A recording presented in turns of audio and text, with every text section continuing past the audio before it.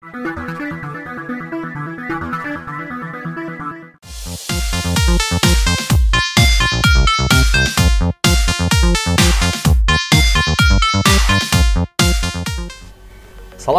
warahmatullahi wabarakatuh. Kembali bersama Bapak Orija Satifan Rahman di channel Guru Masa Kini. Selamat pagi Anda semua. Bagaimana kabarnya? Semoga dalam keadaan sehat. Marilah kita awali kegiatan pagi ini dengan berdoa bersama menurut kepercayaan dan agamanya masing-masing. Doa dipersilahkan.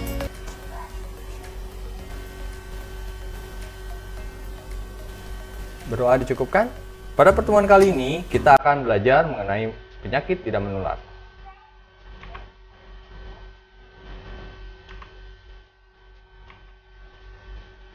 Penyakit tidak menular. Apakah kalian tahu apa itu penyakit tidak menular?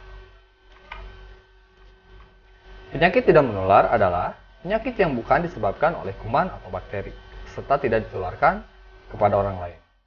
Penyakit tersebut tidak dapat menularkan orang lain, akan tetapi dapat berbahaya untuk dirinya sendiri.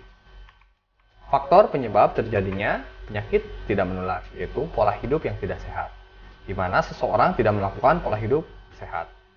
Seperti yang pertama dari makanannya, yaitu sering makan makanan cepat saji atau makanan yang mengandung zat berbahaya. Misalnya kita beli gorengan di pinggir jalan, lalu memakan saus yang kita tidak tahu sausnya itu terbuat dari bahan yang higienis atau tidak.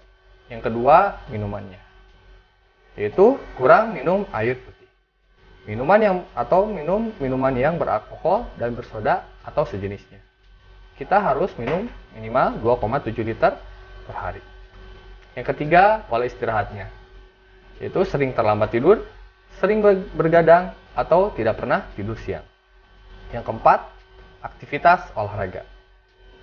Biasanya, orang yang sering terkena penyakit tidak menular kurang melakukan olahraga dan hanya melakukan aktivitas diam, tiduran, rebahan, atau hanya bermain gadget saja. Yang kelima, check up, yaitu orangnya tidak pernah medical check up, tidak pernah mengontrol kesehatan ke dokter secara rutin. Medical check up sangat penting agar kita tahu kondisi tubuh kita dalam keadaan fit atau tidak. Apabila tidak dalam keadaan fit, maka kita tahu apa yang harus kita lakukan sehingga tidak terkena penyakit yang berbahaya. Macam-macam penyakit tidak menular di Indonesia, menurut WHO atau World Health Organization, penyakit tidak menular paling banyak adalah penyakit jantung. Di Indonesia, resiko penderita penyakit jantung ada sebanyak 80%. Dan resiko penderita penyakit diabetes ada 60%. Yang pertama, penyakit jantung. Penyakit jantung adalah suatu kondisi jantung yang mengalami gangguan. Bentuk gangguan itu sendiri bisa bermacam-macam ya. Ada gangguan pada pembuluh darah jantung, ada gangguan pada iramanya, pada katupnya, atau gangguan akibat bawaan dari lahir. Ciri-cirinya yang pertama adalah ada nyeri di sekitar dada. Hal ini terjadi akibat pembuluh darah tidak berjalan dengan baik sehingga ada penyumbatan darah ke arah jantung. Ciri-ciri yang kedua, denyut jantungnya tidak berirama dengan baik. Kadang-kadang bisa meningkat dengan sangat cepat. Yang ketiga, timbul keringat dingin. Gejala akibat dari penyumbatan pembuluh darah mengakibatkan keluarnya keringat di telapak tangan kita. Jadi apabila telapak tangan kita sering berkeringat, apalagi keringatnya dingin,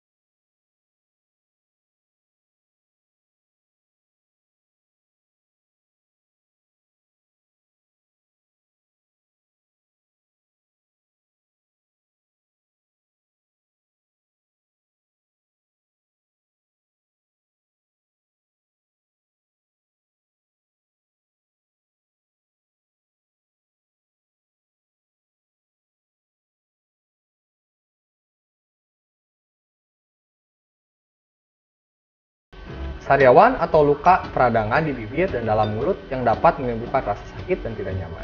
Mungkin Anda semua ada yang pernah mengalami atau sering mengalami sariawan. Yang ketiga, hipertensi. Hipertensi adalah tekanan darah tinggi atau kondisi ketika tekanan darah di 130/80 mm Hg atau lebih. Jika tidak segera ditangani, hipertensi bisa menyebabkan munculnya penyakit-penyakit serius yang mengancam nyawa kita, seperti gagal jantung, penyakit ginjal, atau stroke. Yang keempat, osteoporosis. Osteoporosis adalah kondisi berkurangnya kepadatan tulang. Hal ini menyebabkan tulang menjadi keropos dan mudah patah. Biasanya ini disebabkan oleh kekurangan kalsium. Yang kelima, depresi. Depresi adalah gangguan suasana hati atau mood yang ditandai dengan perasaan sedih yang sangat mendalam dan rasa tidak peduli terhadap lingkungan di sekitarnya. Lalu yang keenam, ada keracunan. Adalah kondisi yang ditandai dengan munculnya mual, muntah atau diare setelah mengkonsumsi makanan yang telah terkontaminasi. Kontaminasi tersebut bisa dapat disebabkan oleh kuman atau racun yang masuk ke dalam tubuh kita melalui makanan yang kita makan. Yang ketujuh, stroke. Stroke adalah kondisi yang terjadi ketika pasokan darah ke otak berkurang akibat penyumbatan yang disebut stroke iskemik atau pecahnya pembuluh darah yang disebut stroke hemoragik. Tanpa darah, otak tidak dapat asupan oksigen ataupun nutrisi, sehingga sel-sel pada area otak yang terdampak akan segera mati. Yang kedelapan, kanker. Kanker adalah penyakit yang disebabkan oleh pertumbuhan sel yang abnormal, yang tidak terkendali di dalam tubuh kita. Yang kesembilan, vertigo. Walaupun namanya keren, namun vertigo merupakan penyakit yang berbahaya. Vertigo adalah kondisi yang membuat penderitanya mengalami pusing sampai merasa dirinya atau sekelilingnya ini berputar. 10. Gagal ginjal. Penyakit ginjal kronis (PGK) atau gagal ginjal kronis (GGK) adalah kondisi saat fungsi ginjal menurun secara bertahap karena kerusakan ginjal. Secara medis, gagal ginjal kronis didefinisikan sebagai penurunan laju penyaringan atau filtrasi ginjal selama 3 bulan atau lebih. Lalu bagaimana mencegah penyakit tidak menular? Yang pertama, kita harus menjalankan pola hidup sehat. Lalu yang kedua, harus olahraga secara teratur. Yang ketiga, harus melaksanakan istirahat yang cukup. Yang keempat, memakan makanan yang bergizi. Yang kelima, medical check up ke dokter 1 tahun 1 kali minimal. Yang keenam, beribadah dan berdoa kepada Tuhan Yang Maha Esa agar kita diberikan kesehatan dan kesembuhan. Pemerintah kita memiliki gerakan 10 pesan gizi seimbang yang menggantikan gerakan 4 sehat 5 sempurna. Apa itu 10 pesan gizi seimbang? Yang pertama yaitu syukuri dan nikmati aneka ragam jenis makanan. Ketika kita bisa makan makanan yang kita inginkan, silahkan dimakan namun tidak boleh berlebihan. Yang kedua, banyak makan sayuran dan cukup buah-buahan. Jadi ketika makan, jangan hanya makan makanan yang mengandung protein saja, tetapi kita harus banyak memakan sayuran serta buah-buahan secara teratur. Yang ketiga, konsumsi lauk pauk berprotein tinggi. Ya. Yang keempat, konsumsi aneka ragam makanan pokok seperti nasi, jagung atau gandum. Yang kelima, batasi konsumsi makanan manis, asin, dan berlemak. Karena makanan yang terlalu manis, terlalu asin, ataupun terlalu berlemak itu bisa mempengaruhi kesehatan tubuh kita. Yang keenam, biasakan sarapan pagi sebelum beraktivitas. Ini sangat penting sebagai energi mengawali aktivitas kita. Yang ketujuh, minum air putih yang cukup dan aman. Seperti yang telah disampaikan tadi, kita minimal harus minum 2,7 liter dalam 1 hari. Yang kedelapan, biasakan baca label pada kemasan makanan. Jangan sampai makanan yang kita makan ternyata sudah kadaluarsa. Yang kesembilan, biasakan cuci tangan dengan sabun dan air mengalir. Hal ini tentu sangat relevan kita lakukan dengan rutin karena sekarang kita pun sedang dalam keadaan pandemi yang menuntut kita untuk selalu mencuci tangan apabila telah melakukan aktivitas di luar rumah maupun di dalam ruangan. Yang ke-10, berolahragalah secara teratur dan jaga berat badan normal kalian. Sekian materi yang kita pelajari.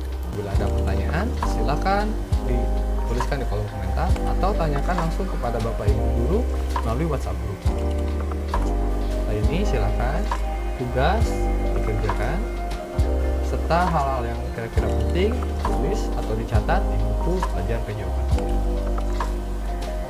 Sebelum Bapak akhiri, tak bosan Bapak akan selalu mengingatkan jaga selalu protokol kesehatan 3M, yaitu memakai masker, mencuci tangan, dan menjaga jarak. Semoga kita selalu dalam lindungan Tuhan Yang Maha Esa dan pandemi ini cepat berakhir. Akhir kata, aku ucapkan Assalamualaikum warahmatullahi wabarakatuh. Salam Guru Masa Kini.